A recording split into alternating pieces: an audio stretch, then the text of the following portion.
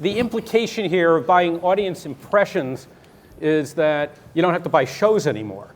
And that's pretty much, or you don't have to buy primetime schedules anymore. That's pretty much been the rationale of network television, broadcast network television from the beginning. Am I picking this up correctly? There are, well, yes, you are, but your conclusion may not be true. The great thing about buying broadcast prime, in my opinion, and there is a great thing about buying broadcast prime, is there's a tremendous amount of inventory when a lot of people are watching it. So if you want to get a big bang and a significant reach very quickly, you should be buying that. Mm-hmm. If you want to use a finely tuned approach with a slower burn, remember that the distributors only have 2 minutes per hour. So you're not going to get the big bang that you have when you've got 16 minutes per hour. You want to do a more targeted approach, then this is the sort of thing that you might be looking for. Well, but I just want to kind of push you down here. I mean, there are lots of opportunity, lots of reasons you want big bangs, but big bangs are very expensive.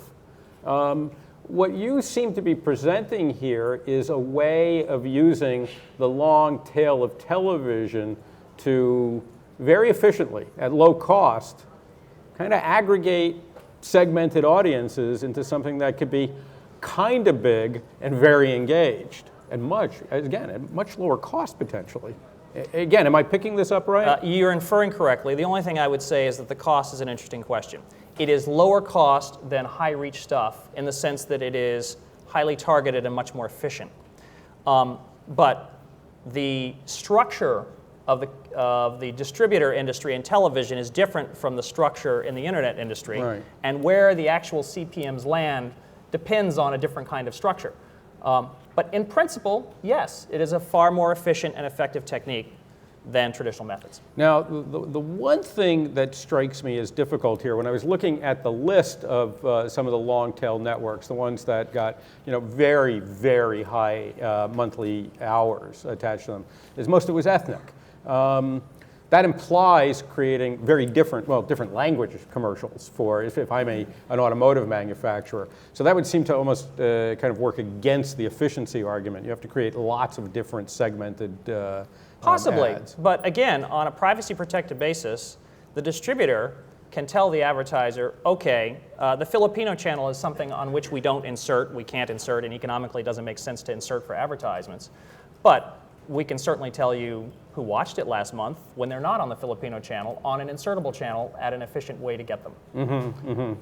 There's also, of course, the counter to this, too, is assuming these are all people who are living in the New York area. They're probably at least bilingual, so an English language ad is not necessarily the worst thing to happen. The other thing that I thought, the last thing I wanted to ask you about here is this also has implications, I think, for web video, original content on the web. Yes. I mean, there's a lot we hear about cord cutting.